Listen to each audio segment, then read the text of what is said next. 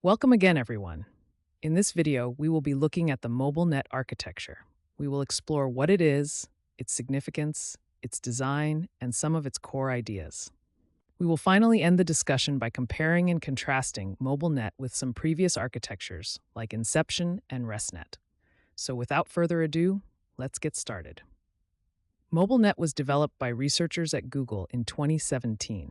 As the name suggests, mobile nets are a set of computationally efficient models designed for mobile and embedded vision applications in domains like robotics, self-driving cars, augmented reality, etc.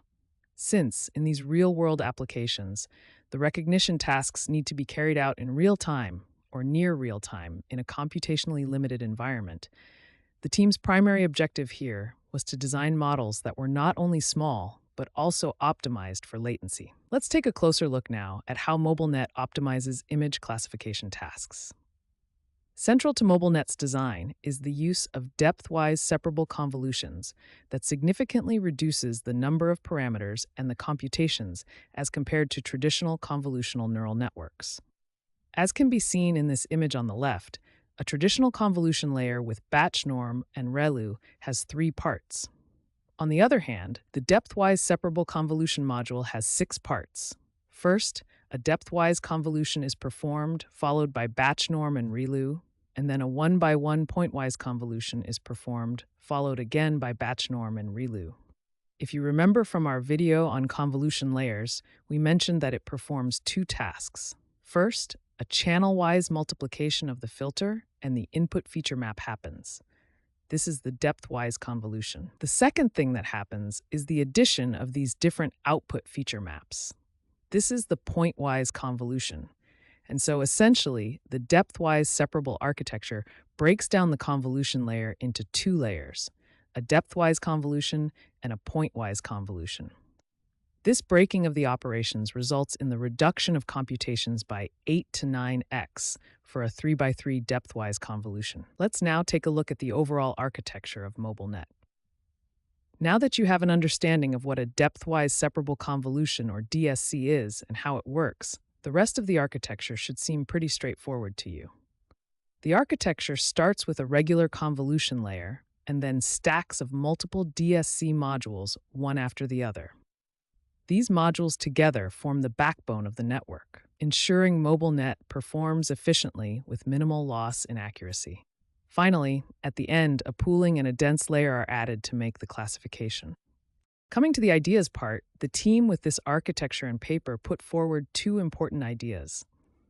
The first big idea was the use of depth-wise separable convolutions.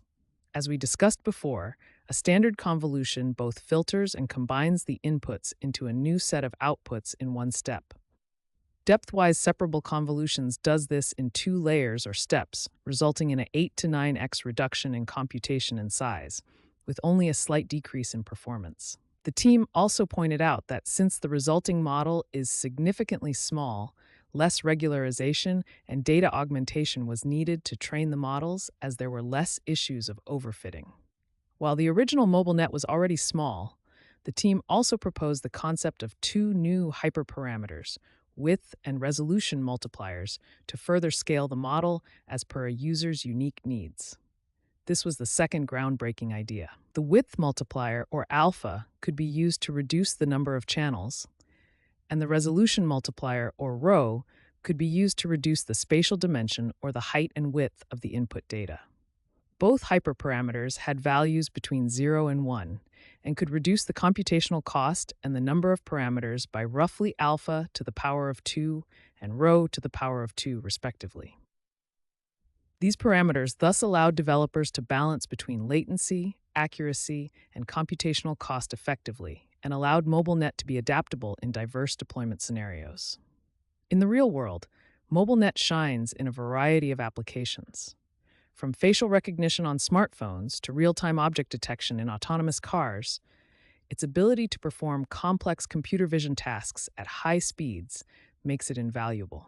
It can easily be integrated into augmented reality apps and be used in robotics, making it a top choice for developers looking to push the limits of what's possible on edge devices. When comparing MobileNet with other architectures like Inception and ResNet, MobileNet stands out for its computational efficiency. For instance, Inception uses multiple kernel sizes in each layer, and though efficient, has a complex architecture, making it less suitable for edge scenarios. ResNet, known for its deep residual networks, provides excellent accuracy, but at the cost of increased resource usage. MobileNet, with its less computationally intensive framework and almost comparable performance, provides a balanced solution that is ideal for real-time applications on resource-constrained devices. And that is all for this video on MobileNet. Hope you enjoyed it. In the next video, we will explore another state-of-the-art architecture known as the efficient net. So, see you there.